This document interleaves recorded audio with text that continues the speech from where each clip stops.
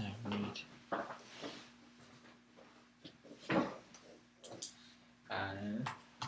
Okay, so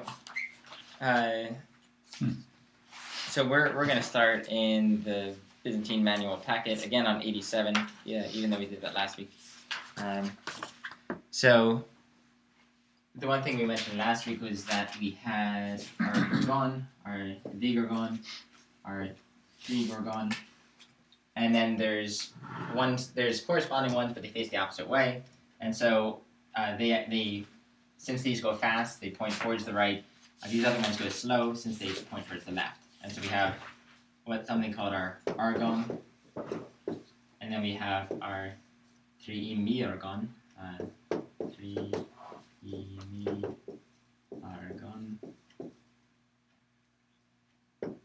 and then yeah, your diargon.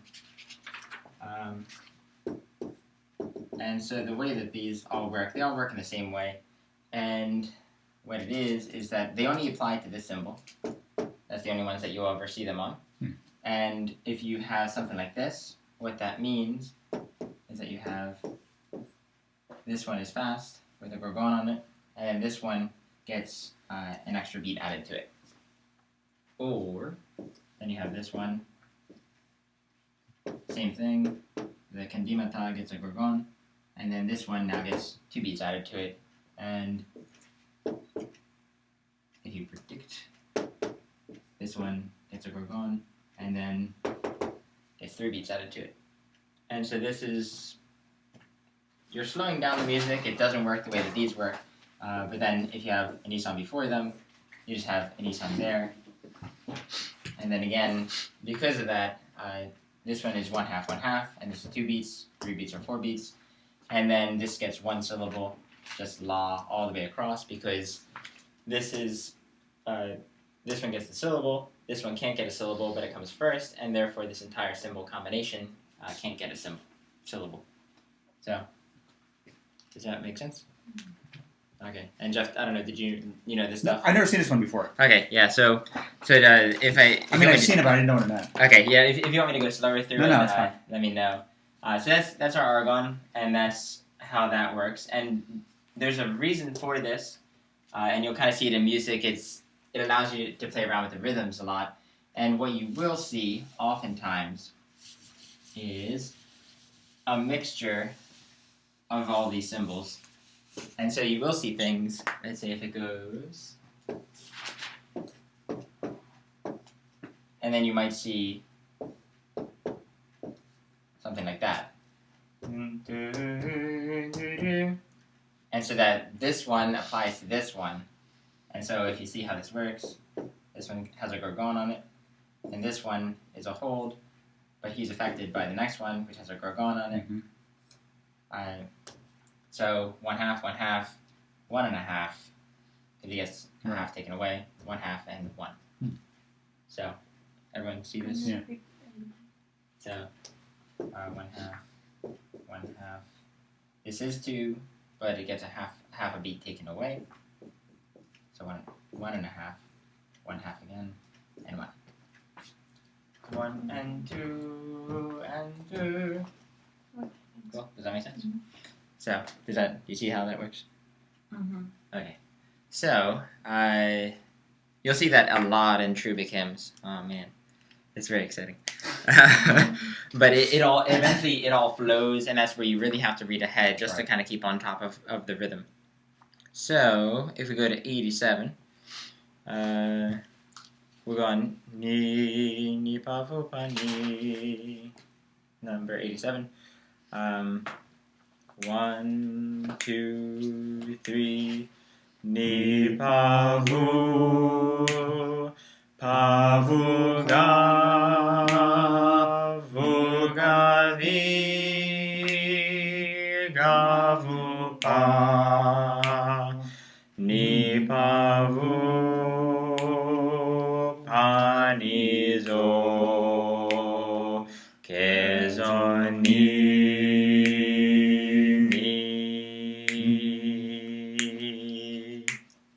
Okay. So we'll skip 88 for the moment, but we'll go to 89. So, and 88 is just, brings in some jumps and things like that.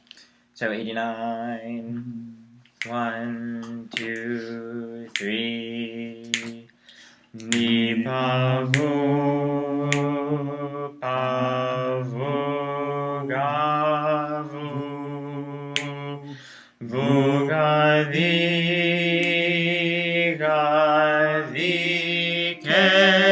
di vo ga di ga vo pa vo ga vo pa ni pa vo pa ni zo ni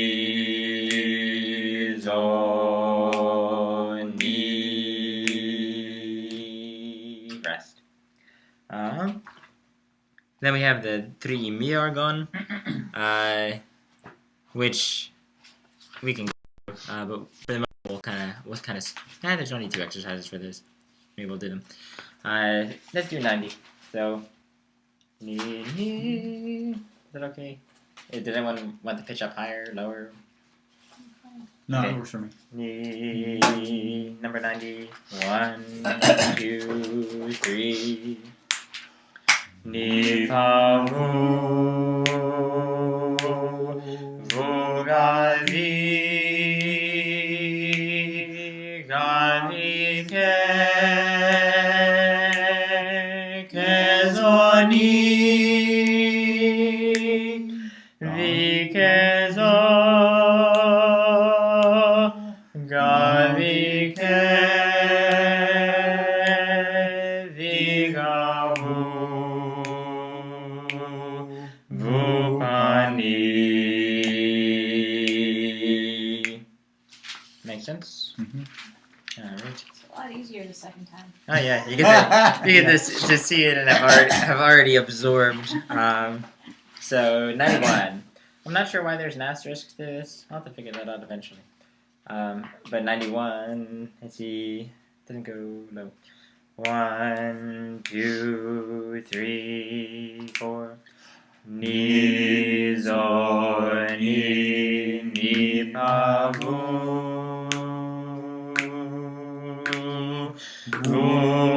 pa vo ga di ga vo pa vo ga vo pa ni pa vo pa ni zo ni pa vo pa ni zo ni 2, 3, 4 off. All right. So what does this say at the bottom here?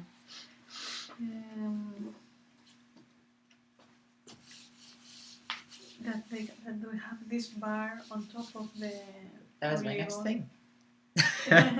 So what is it? You can say what it says. We have this bar on top of the oligon to an internal from the previous, before the diargon, to show that underneath the kendimata, underneath the oligon, the kendimata belong to the previous measure. Because we bring this, we connect it to the previous. So whenever you see the bar, it belongs to the previous measure. Either the kendimata. In this case. The below.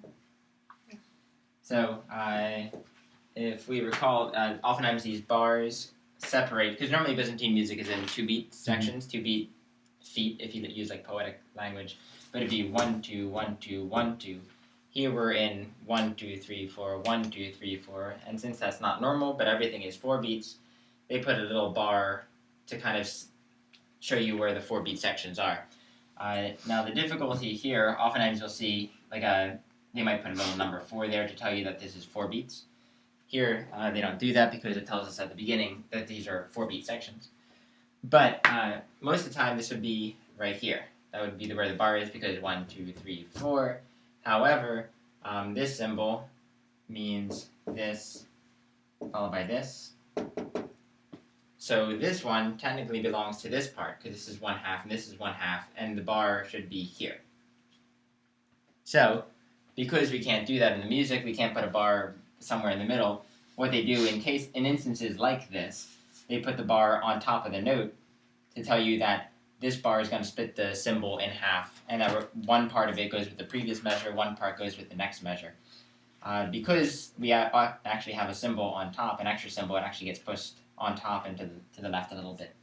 So you'll see that in a lot of music, like I said, a lot of cherubic hymn type of things, where the bars are in all sorts of weird places because everything is linking together. Is that important? I mean, with Western music, they're very, very careful about making sure that the measures are denoted, but I haven't noticed that they do that very consistently in Byzantine. No, it's not absolutely necessary. I mean, so why are they making a point of pointing this out that here's where the bar, needs to go? Because, well, sometimes for a beginning person, you will see it in music, and if it's on the top, it's like, why is it there? It doesn't make any sense. So that's one reason why they point it out. You do find it in certain hymns. It depends, because the only time that they really write the bars is if it switches from 2 beats. Right, to I've 3 seen beats or that 4 where beats. they're trying to make you understand that okay, this is 3 number vector. Yeah. So the only thing there is that if it happens to switch to 3 beats and it's like it ends with this, Okay. then you want to signal that it's broken apart. Okay, so it's probably not important, very important in this particular example, but it might be important. So they're just pointing Exactly. out. As we go through music, hopefully it'll become evident. If it doesn't, I'll go searching for something and try and find out why it is. So any questions on our Argon, our triemiargon, and the diargon? So when we have the oligon with the 3 beats, is it 3 beats or 4 beats? With the 3 dots? Yeah, Or, with the 3 dots. yeah, so 3 dots means that we're adding 3 plus 1. Plus, okay. Yeah, so the oligon is itself 1. Okay. And then we're adding 3 to it. Cool. Alright, so the rest of these are all qualitative symbols, and since we went through a lot of them last time, we'll go through them fairly quickly and kind of finish the packet. But we saw this guy, which is called varia.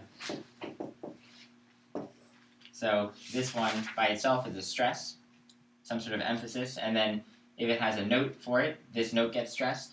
If it has a dot, as we saw before, then that dot gets stressed, and that dot represents time, which makes this a rest.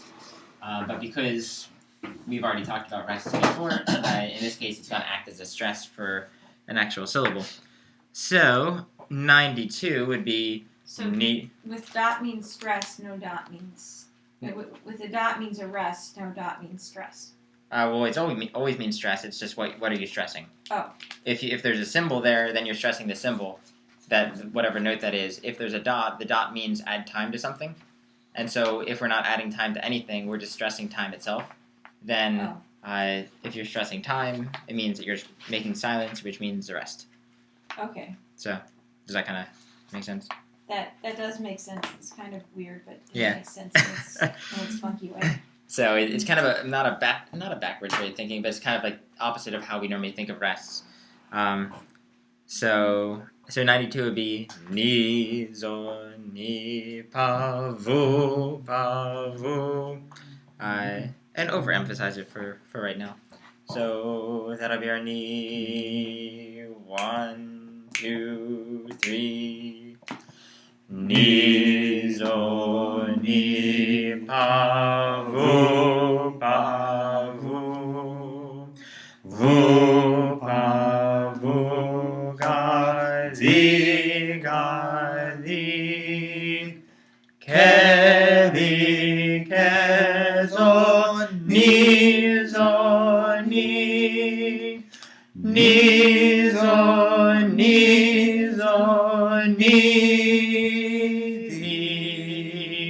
zo ke zi vi vu ke vi ga ga vu vu pa vi ga vu pa ni zo ni. One thing you'll notice is that, and I believe this is a rule off the book, is that after this, whenever you see a varia, you always go down after it. So, and that's kind of a characteristic thing. If you see that, you go down, you said? Yep. So if you notice, I believe in all those, there's an apostrophos after it, after whatever symbol. So like we have an ison, and then after it, we have to go down. If this were an oligon, after it we go down. You see that throughout the exercise. We never continue to ascend. We always go down after it. Oh, okay. So no matter what comes right after it, the next one's going to be a descent. Exactly. And so sometimes if you look in certain music, if you see an ison, sometimes it means that you'll have certain ways of writing. It means that you'll have two, and there's different rules as to how you write things. And then there are different ways of interpreting this. So if you see down, down, if it's vi, ga, vu, pa, and your vu and pa are with this varia, you might go vi, ga, vu, pa. You might interpret that, give it a little more flourishing. But we'll see that in music as we go through, because it's not immediately. There's no rules I can give you as to when to do that and when it's not appropriate to do that. It's more just over time, just getting acclimated with it. So then we have our Petastê.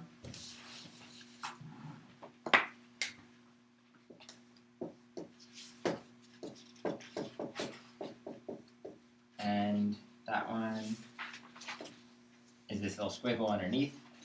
And he represents some sort of emphasis, some sort of oomph underneath the notes. So this would be that's pretty much it. So ni. So how is that different from a varia? So if you go 93, the way that it's written is ni pa vu ga vu pa ni. You kind of slide up to the note. Exactly. It's a slur up to the note, a scoop, as we were saying last week in terms of Western music. Something that you shouldn't do in Western music. I But was here, thinking of Whitney Houston's I will always love you. Maybe. So, but yeah, if it was a varia, it'd be ni pa vu ga vu. That's just a louder note. Okay. So here we slur up to it and we give it some sort of emphasis. And Dr. Nick Yanukakis in Pittsburgh, who has a Byzantine music degree, I was listening to him talk, and I was asking about a bunch of these symbols, like, what are the intricacies? Am I missing something? And so I asked about the Petastê, and he was like, what adds some sort of oomph? And that was what I had been saying up until that point, and I was like, oh, I have validation from somebody who's like a Byzantine music scholar. So the appropriate... Where did you get a Byzantine music degree from? Greece. That often I've... Well, I mean... They don't have that Carnegie Mellon. Huh? Yeah, no, not yet. I was trying, but no. Double major. Yeah, I mean, it's a 5-year music degree. So, and the new chanter at St. Sophia's has a degree of Byzantine music, 5-year degree. So he knows his stuff. So 93, we'll add some sort of emphasis. So ni 1, 2, 3. Ni pa vu ga vu pa ni pa vu ga di ga vu pa vu ga di ke di ga vu ga di.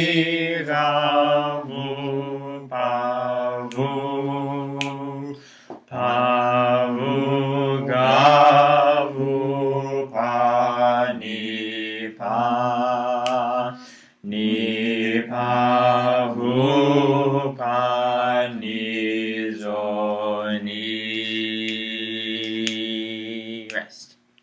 All right. So 94 is essentially I don't think we have to do 94, but this is another one where it's written in a certain way, and this will tell you how things proceed after it. So if you see the Pacifistan on an oligon, I believe normally it means you go down, down afterwards. And then it also tells you something about whether or not you have syllables. I'd have to look back at the rules, because I know this when I'm writing music, but not necessarily off the top of my head. But this is one thing that, as you go through music, kind of be aware of when you see the Pacifistan with an oligon. Is it down one afterwards? And then is it just la all the way through?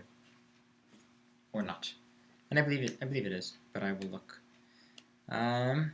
95 just introduces the fact that we can use the Petastê as a qualitative symbol, such that we saw before the Petastê means flutter. Let's say we want to flutter an ison, we just put a Petastê beneath it. If we want to flutter an apostrophos, we put a Petastê beneath it. If we want to flutter anything that's going down, you put a Petastê beneath it. If you're going up, it either is the symbol. In the case of going up 2, it gets a combination symbol that they add together.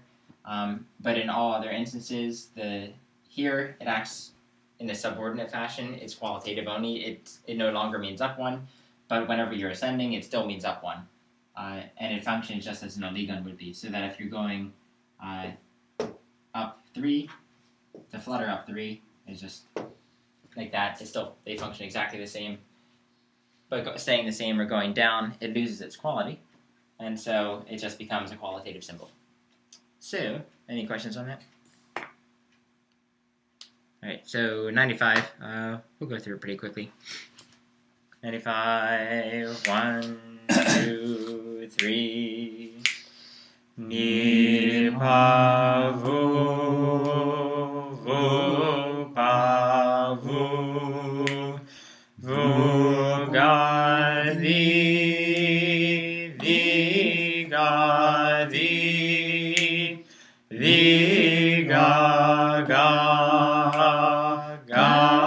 vu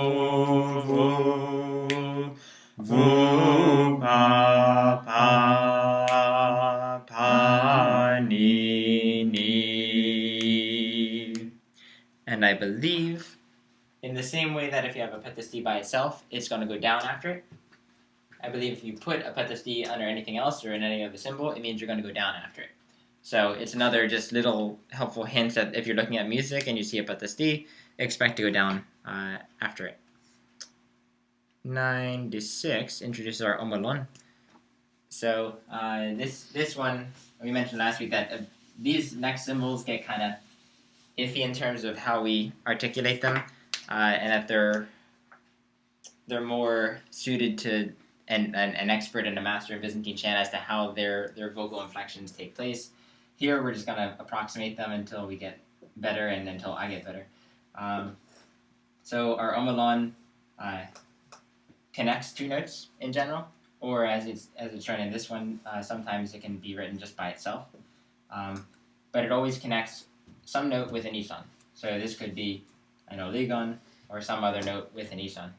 And this just means a flutter kind of in the middle of the 2 notes. So pointed towards that note. This other one, if it's not in between 2 notes, again it just means a flutter in the middle of the note. So we would do this. Let's say 98 would be ni pa ni zo ni, and I think they don't really introduce very much besides that. So for the moment we'll kind of skip over that one because it's just another fluttered symbol. There's more to it and reasons why you use it, but I will leave it at that for the moment, just so we don't get bogged down on the omolon. Then the anticanoma is another one where people can argue all day about some of these as to what is the correct way to pronounce these vocally and how do you sing them. This one, it's a flutter, but so if we have this and we have this one, it's a flutter, but normally what it does, the flutter we've seen is that it goes from the note, goes up, and it goes down. This one instead doesn't do that, so it's not but what it does is you hit above it and then go down to it. So would be that note. However, to go is I'm doing it way too much. And so it's one of those, it's a very subtle thing, and then if you listen, we were listening last week to some music, you can actually hear it, but it's almost just, it's like a hidden accent. It's there, and if it's not there, you kind of miss it.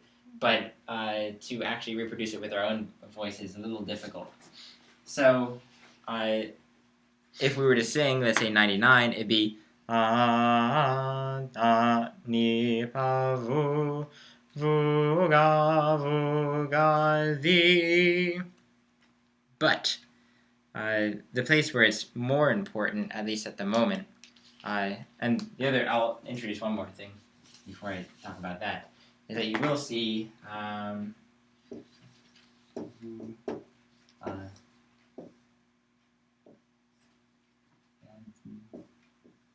so if you see something like this,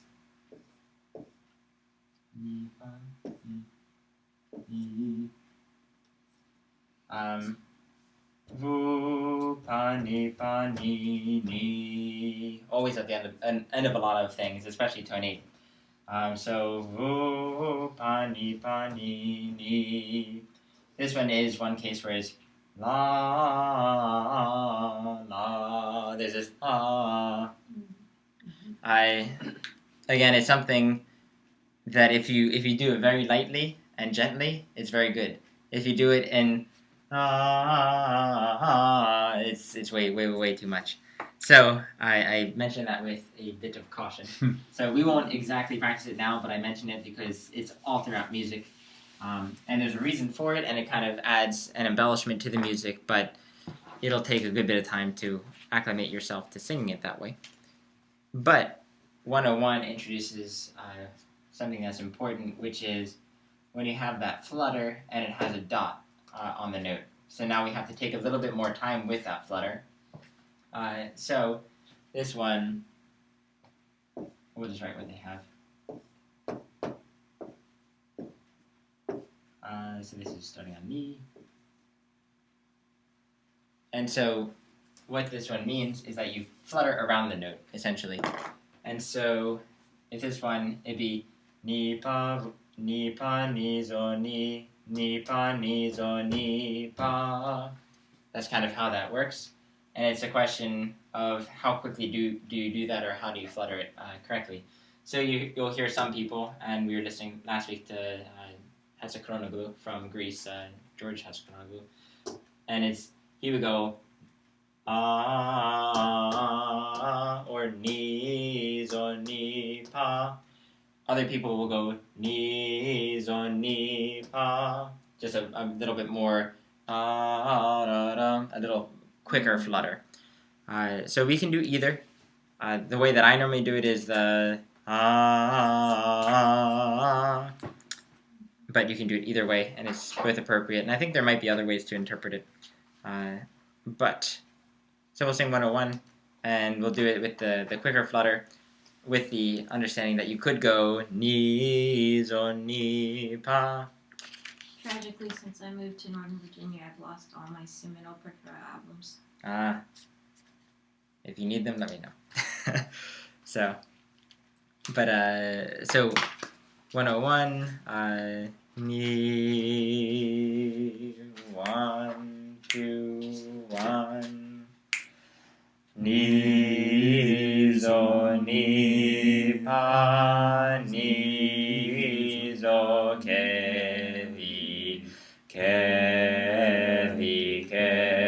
zo ni ga vu ga di vu pa vu ga di ke di. Rest. Ni zo ni pa zo ke zo ni ke di ke zo di. Rest. Ga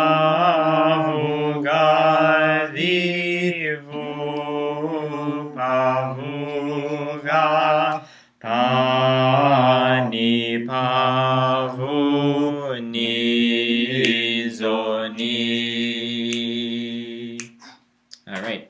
How was that? That's Okay. a little tricky. Very nice. So let's do it one more time. Just the first line, up it from the knee to the knee, and we'll do it the slower. The ni zo ni, and it's kind of just you just circle around the note and get back to it.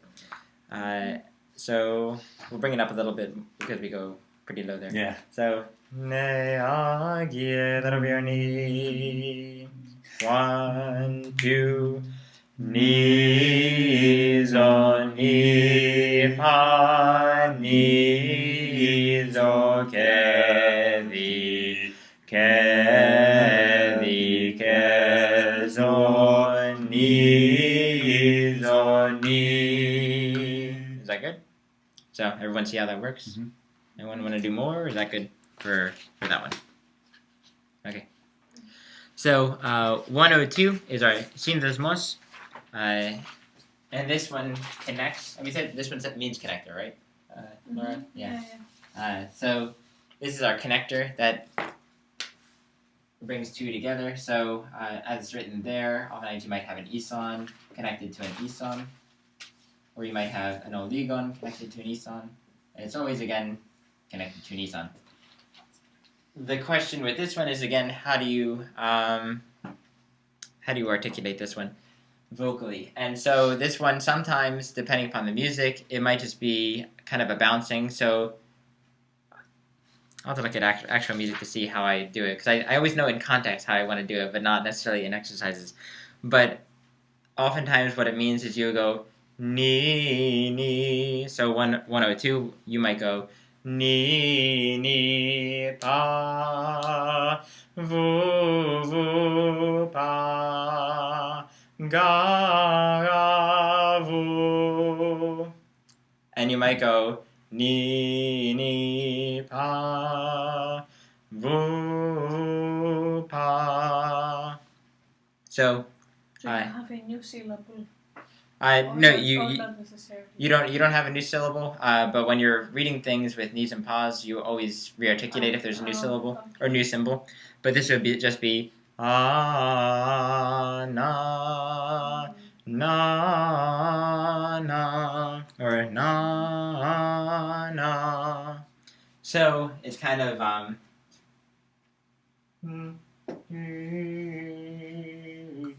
so it's your line. You kind of go up and around, back to it. Or you can just do the so kind of, you can also just go down and kind of ignore this first part. So you're always doing the same thing, it's just whether or not you ignore this first part. So actually, the squiggly actually kind of represents the movement of the. Yep, exactly. The sound. Yeah, because it goes, you start up, go down, and go back around. So let's do the slower, the ni ni pa. Let's see. So 102. Ni 1 2. Ni ni pa vu vu pa ga ga vu vi vi ke vi ga vu vu ga ga vu pa ni ni pa ni zo ni. Any questions on our synthismos? This is also heard a lot. Oh yeah. And it's all over the place, connecting notes, and it's just a matter of a little embellishment. I just lost track of where we were. That's all. Okay. So 103. So what we introduced now is we've kind of finished most of the qualitative symbols and most of our quantitative symbols, meaning how do we articulate something, or how do we jump up or down, or how quickly we go. The only thing I don't think we mentioned was that this one this symbol means up 6, and this symbol means up 7. I'm not sure if we mentioned that or not, but we'll see that in actual music. I think we saw how to combine them all, but we never actually said that this one is plus 6 and this one plus 7. So, but the next thing is sharps and flats, and so there's controversy over this as to what was the original intention and how do you truly interpret these. So what I'll do is I'll say something that is conservative in nature and that you can do and not necessarily be too far off. But there's two different schools of thought on this. It depends. I'll have to look back at the historical accounts of this, but there's reasons for this. But if something, so there's always a circle of some sort, and then there's always some sort of a line. And so this one would be a flat. So that's a flat. And then this one, if there's a circle and it's pointing upwards, this would be a sharp. Now, in the context, what does that mean? What I'll say initially is that these cut the whatever interval you had in half. So if you had an interval, and I think we've talked before, where let's say it's 12, 12, 6. Okay, so if this is from ni to vu, ni to pa is 12, pa to vu is 12. And we'll talk about this more in the future. If I put a sharp, let's say, on pa, then it cuts this, instead of in 12, now it becomes an interval of 6, so it cuts it in half. Now, that's not absolutely correct, but that's at least one school of thought as to how these work. What you will also see is that you can also see, instead of just those, you can see this guy, you can see this guy, you can see this guy, you can see this guy, and they all mean something slightly different. And it depends on who you talk to as to what it means. Have we talked about comas or Marias at all? I don't think we have. No. Okay, so I'll talk about this very briefly. You don't have to understand this necessarily right now. We will understand it down the line. But what they did at some point, and they is a very general term as an organic development over history. So from ni to ni is what we would call an octave. Mm-hmm. So you're separated by 7 notes, and from a mathematical standpoint, it's just you double the frequency. But so it's the same name, and so we'll call that an octave. So to describe the distance between each one of these notes, they wanted to say how far apart ni was from pa, how far apart pa was from vu. So what eventually they did was they defined certain characteristics, and then they said, we're going to do this on a 72 notes, or 72 division scale. So from ni to ni is 72 divisions. So this became 72 either commas or comas or morillas. It depends how you look at it. So so this is 72, and a coma is just like a small part, small division, same with morilla. And so what they did then was, for our different scales, let's say a major scale in Western music would be, from ni to pa would be 12, from pa to vu would be 12, from vu to ga would be 6, ga to di would be 12, 12, 12, 6. So ni pa pa vu vu to ga is half the distance from pa to vu. So this Why gets, do you have 6? because it's 6 divisions. Yeah, 6 divisions from vu to ga, Okay. and 12 from ni to pa In Western music. in a Western music scale. Okay. This actually corresponds to the enharmonic scale in Byzantine music, but we would get much more complicated and it would get tricky there. So I'm just gonna say this is a Western scale, and so ni to pa is 12 divisions out of 72. Pa to vu is 12 divisions. Vu to ga is a smaller interval, and therefore it's 6. It's half. So if I were to go ni pa vu ga di, and instead of going di ke di, I went di ke di. I went a smaller division. Mm-hmm. And so what I could do is I could put a flat on ke, and that would tell me to cut this from 12 into 6. If that makes any sense. So that's where these flats and sharps come in. And so what these different guys do, one school of thought says this one cuts the interval in half. This one will cut it into thirds. This one cuts it into fourths. This one cuts it into fifths, and continuing going on, such that if I had an interval of 12, and I had a flat of this one, it takes a half off of it, so it becomes 6. This one would then take a third off of it, so this would take off 4, making this now 12. This one, and so on and so forth. So it's not a straight up flat. It's like a micro flat. Exactly. This is where microtones come in. Yeah. So Because moria means molecule. okay. So yeah. So a small pore. Small. And so this is the smallest divisions that they're going with. And so the interesting thing is that sometimes you have things which tell you. So 6 is very audible. So ni pa ni would be 6. You can hear that very well. 2 I think is the smallest that you can hear. You can't hear 1. Like if you put two different notes next to each other and they're separated by one of these commas or a maria, you can't audibly discern the difference. Even if you play them right after each other, it's kind of like, are they the same? Are they not? They kind of, not really.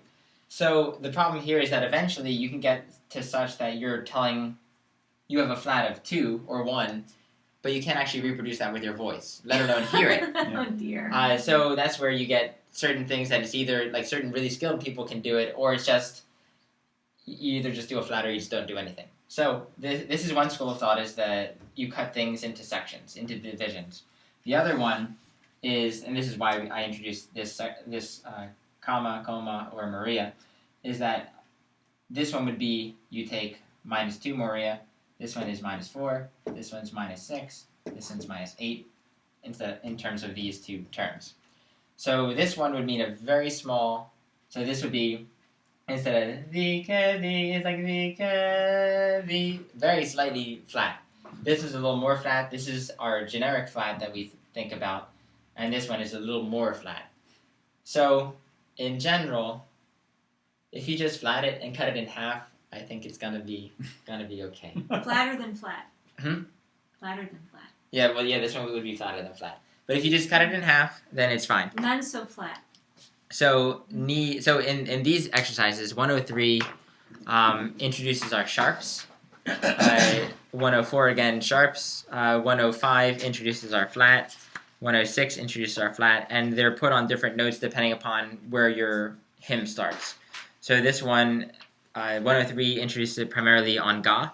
Ni pavu ga di. 104 ni pavu puts it on pa. 105 puts the flat on zo, which is oftentimes heard in tone 8 music. Ni pavu ga di ke zo ke di instead of ke zo ke di. And then 106 ni di ke di puts it on ke. So these can go on any note, whatever note you decide. So in 103 here, Mm-hmm. where it's got that with the one bar, Mm-hmm. that's supposed to represent. I mean, let's just say we're starting on C for ni. Mm-hmm. That note would be like F sharp. Yeah, it'd be I mean, a little bit more sharp than F than a half step below the D. yeah. And so the way that we'll do it is we'll just say it's cutting the interval in half. Well, yeah, You know, but that's yeah. how I usually. So this worried one. about these little. So this would be either that you're increasing the note by 4 Maria, which would be slightly less than a flat, slugs. or you're only Because you're working off the bass, so it's be a little bit more, not quite F sharp. right, exactly. Or what you're doing. So it depends where you're coming from. So this one would be 4 sharp. So then it would be you take ga and put it 4 up, or the other one is you cut it into thirds, and then so that one would, I think it's on either side of. Which one is the comma and which one is the maria? These are just two terms that mean division. Oh. Or like she said, molecule. This Oh. one means molecule. This one means division, I believe. So these are just called flats, or what VSEs. You know what VSEs means? Sharp. Okay, yeah.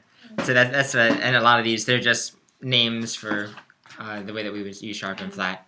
Ephesus? Flat. Cool. So yeah, so at the moment, we'll just consider it to be cut in half. But yeah, it would be Sharp on the graphon ga. Yeah, on the note. Fogon. Okay, so 103. Any more questions before we do 103? So thesis means sharp. That's useful information. So ni 1, 2, 103. Ni pa vo ga di ke di ga vu pa vu ga di ga vu di ga di ni vu pa ni. Does that make sense to everybody? Very subtle. Very subtle. Yeah, very subtle. And so then, and over time, like for a while, there was one of these. Oh, so if you put a sharp on in certain tones, it becomes smaller than just a half step. And when I was listening, I was like, he's not doing anything. He's just going ga vu ga. That's what I heard. And then over time, I was able to hear ga vu. Like he was slightly flatting it, but when I first started listening to it, I couldn't hear it at all. So it was like a micro flat? Yeah, it was a microtone. So, so some of these are more subtle than others. Let's do 104. Ni vu pa vu ga di ga vu pa vu ga vu vi ni zo ke di ga vu pa vu ni pa vu ga vu pa ni ni. So what you get at the end is a very small introduction to actual writing in Byzantine music. Everything leading up until the second line was kind of exercise. And then vivi ni zo ke di would be how you would sing it in real music, but ni zo ke di ga vu pa vu ni pa vu ga vu pa ni ni. That's awfully familiar. Yeah, it's Exactly. very nice. Yeah. So this is actual music down at the final line especially. Shall we do it again? Yes. Yes, Okay. Yes. 1, 2, 1 or ni vu pa vu ga di ga vu pa vu ga vu vi ni zo ke di ga vu pa vu. Now fast. Pa vu ni pa vu ga vu pa ni ni.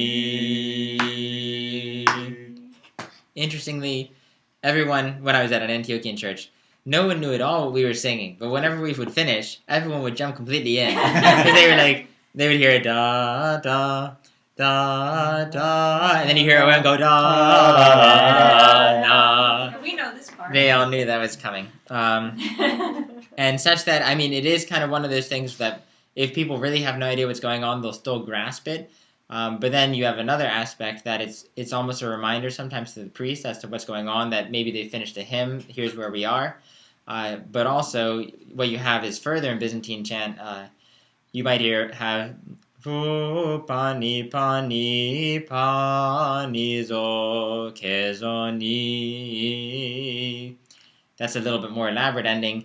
That's normally telling the priest, it's your turn to do something. We're done. We've finished. Da, da, da, da, Wake up. Yeah.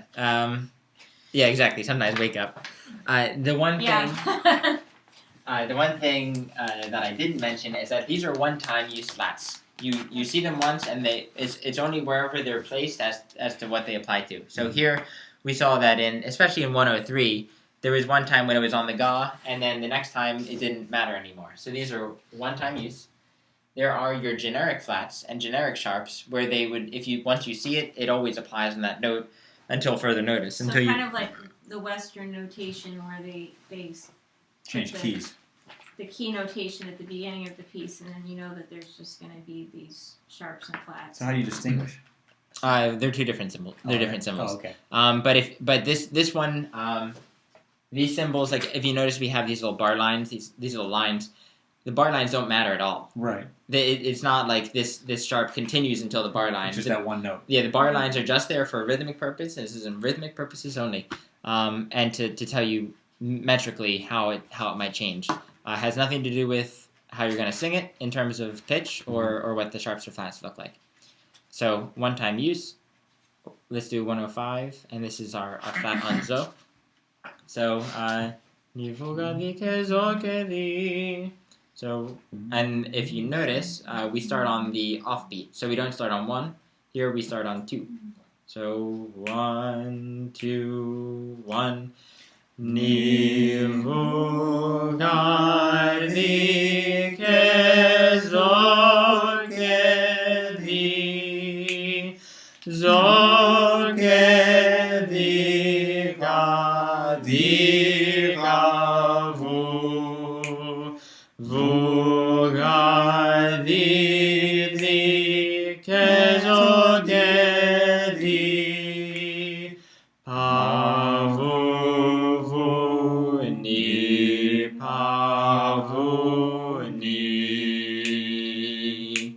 Again, the final phrase is very characteristic of tonate music, more brief music probably, whereas 104 was more the longer music.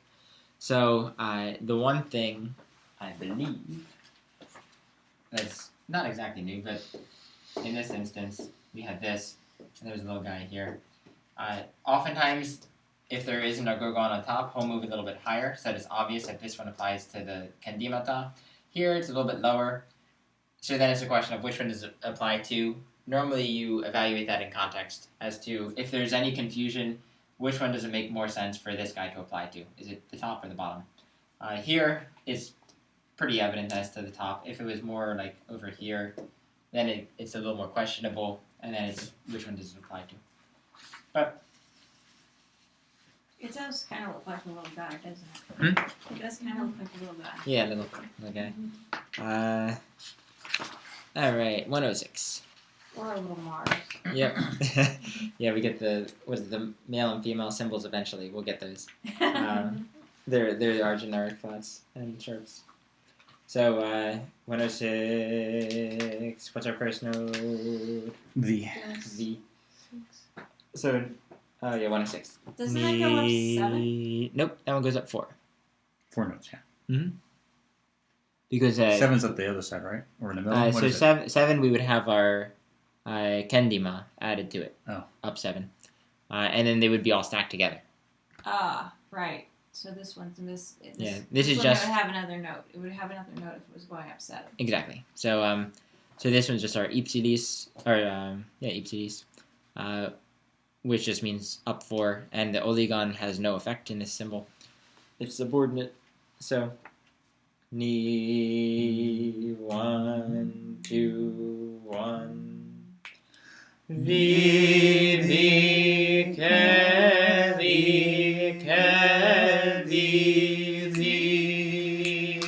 gavu pani pavuni the, ke, the, ni, the, ke, the, ga, vu, pa, ni. And the one thing with this one, it overemphasizes the fact that the tone doesn't change, nothing changes, you just added a sharp in there. So at the end, we keep going, ke, the, ni, the, ke, the, ga, vu. Is, for some reason in my mind, I want to go, the, ke, the, ga, vu, pa, ni. That's what my Western background tells me, is that I have all these flats, and I want to go, the, ke, the, ga, vu, pa, ni. Not the case. The, ke, the, ga, vu, pa, ni. And you will see this in one of the 28 hymns from St. Anthony's. They go, crucifixion and death, O thou who art free among the dead. So they put that there to kind of put a little emphasis, a little twist on crucifixion. Tell you that it's not normal, it's not right, it's not correct, but yet it's how we achieve salvation. So what do you say that you normally in Western music would hear? I normally, when you hear this, like if I were to hear in my mind, the, ke, the, ni, the, ke, the, ga, vu, pa, ni. You would want to put a vu flat. Send in a minor. Yeah. And it's interesting, there's a very interesting video online from a conference called Notes to Neurons, where they take, they don't take Byzantine music, but they take Indian music, and they take, they have what they call in the show blue notes, which would be our sharps and flats here. And they take them, they essentially have an Indian singer sing something, and then tell Indian musicians to complete the phrase, or tell a Western musician to complete the phrase. And it's amazing that the Western musician, a lot of these phrases they're not part of their toolbox, so they complete it in a completely Western pattern, and it's kind of like no, that's not at all how it would go. So I think one of them was like, if it was the ke zo ni zo ke the ga vu, and they were told finish it, and so then the person was like the ke the ga vu pa vu ni. It's like, no, that doesn't at all fit the way that it doesn't have the same quality. And the Indian person went the ke the ga vu pa ni. They were able to kind of complete it a little bit more. Same quality. And it was so interesting because I was getting upset at these Western musicians. I was like, no, that's obviously wrong. Like it doesn't sound right at all to my mind. And there was that's because you've had some training. Well, and I'm used to these types of scales. And one of the musicians, a lot of them they were played like they had 10 examples and they were supposed to complete each one. One of the musicians in the show that they were showing it, one of the musicians by the fifth one, she started putting in these extra notes, and you could tell that she was adapting to it, but a lot of them didn't make it very well. And then Bobby McFerrin does a bunch of cool things in the show too, and there's a lot of neat things that go on. That sounds fascinating. It's a very cool thing, especially from a music nerd standpoint. It was very neat to watch. Do you have the link? I do, and I can probably send it out. Yeah. I would love to see that. There's a long link, which is the entire program, and then they separate into sections, which is more like, here's where Bobby McFerrin did like awesome cool stuff, and then you have that link, and then you have the one where they talk about these this study that an Indian psychologist did. He's from America. He was born in India, does research in America, but then because of that, he wanted to see how these things work. So it's very neat to listen to. Yeah, I would love to take a look at that show. Yeah. It sounds fascinating. So it's a very cool thing. We're running out of time here, but I think we've finished the packet except for all these extra exercises. What I'd like to do is, I think you all have some music from last week, the Plagal of the First Mode, Lord I Have Cried from StAnthony'sMonastery.com. From the Vespers. Except for me. In K? Yeah, from K. Yeah. And the one thing with all these sharps and flats is that sometimes they are written, sometimes they are not written, and it's just you're supposed to know, like because of the attraction of notes, you're supposed to know how to do them. And sometimes it's they're written in as helper symbols. You would do that anyway, but it's just there as an emphasis. Do you need one, or do you have it? I'm not sure if is that. Plagal First Mode brief. Yep. And we'll go through something else too, I think. Just in our last minute or so. So let's do this on knees and paws. We'll start on K, and we'll do as much as we can for the first one, and see if we can go through the entire Have you thing. ever heard Armenian chant? I have not heard Armenian It's chant. pretty neat. That's where are there CDs out there? Or? Yeah. Okay, I'll have to look. I know I've looked at. I think on liturgica.com has some. I've I'll have to look. got some at home. I could lend you before I go, so you can play. Oh, please do. Yeah, I'd love to hear it. Yeah. I'm a chant guy. Georgian chant and Byzantine chant and Russian chant and Armenian chant. It's different. Yeah, I would love to hear it. Anywho. So okay. That'll be our K. So here we have Ke, Di, Ke, Zo, Ni, Zo, Ke. So starting at Lord I have cried. So Ke, 1, 2, 1. Ke, Di, Ke, Zo, Ni, Zo, Ke, Zo, Ni.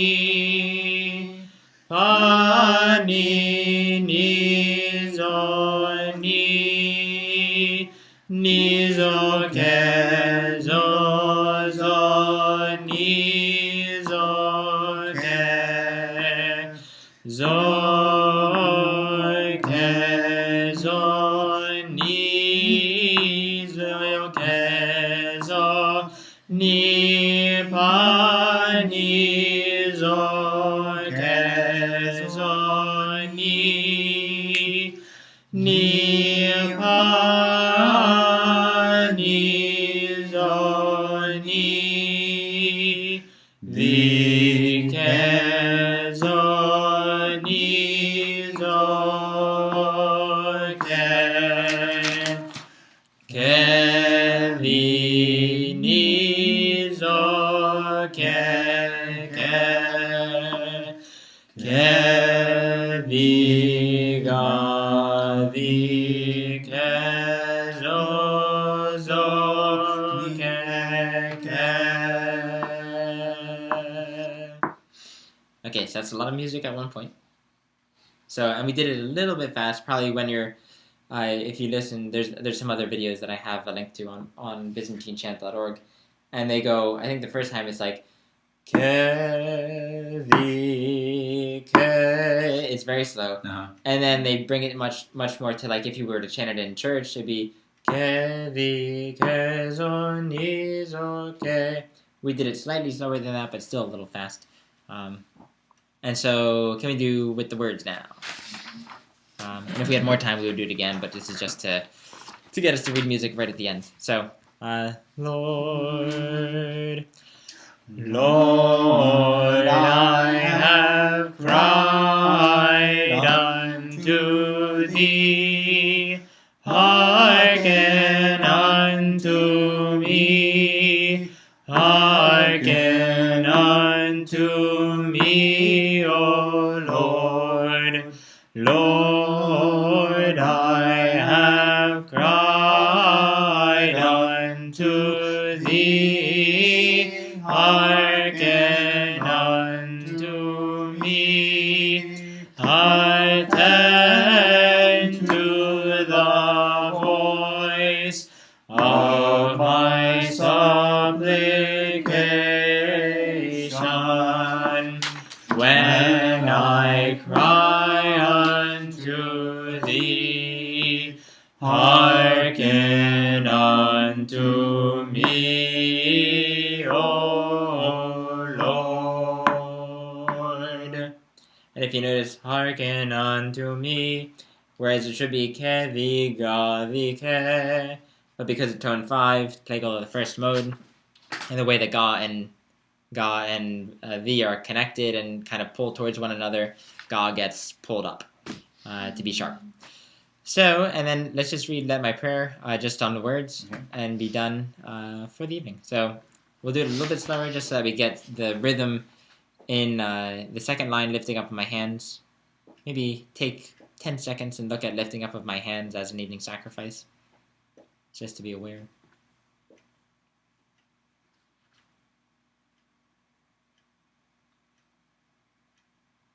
Because it goes kind of quick. Mm-hmm. Okay. Okay, so Let my prayer 1, 2, 1. Let my prayer be set forth as incense before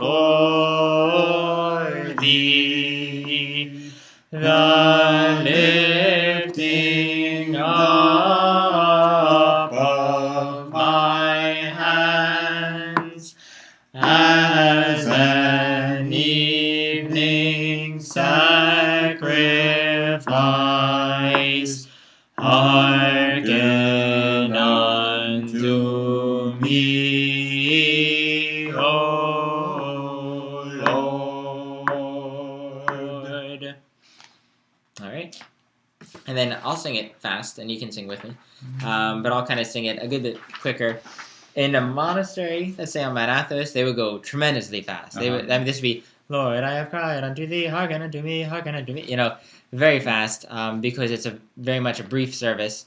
If it was a little bit bigger of a feast, they would take a little bit more time on this. If it's an even bigger feast, they wouldn't do the brief, they would do the slow versions. We'll do it kind of as if it were a little bit of a feast. So, Lord, I have cried unto thee, hearken unto me, hearken unto me, O Lord. Lord, I have cried unto thee, hearken unto me. Attend to the voice of my supplication when I cry unto thee. Hearken unto me, O Lord. Let my prayer be set forth as incense before thee, the lifting up of my hands as an evening sacrifice. Hearken unto me, O Lord. And if you notice, the clock is right now, and it says at the top, it says 160, which would be a little bit faster than, maybe a little bit more like, Lord, I have cried, which is right kind of where we were. That's St. Anthony's saying approximately 160 beats per minute sounds fine to me. You can do it slower. It's no problem with that, especially if the congregation is singing. You want to do it a little bit slower because they're not going to be able to pick up at the same pace as you would. And next week we'll talk about what's next to the 160, which tells you in Byzantine language what your tempo is. But we don't have time, so we'll leave that for next time. So, any questions? All right. Cool. Thank you so much. Good night. Good night.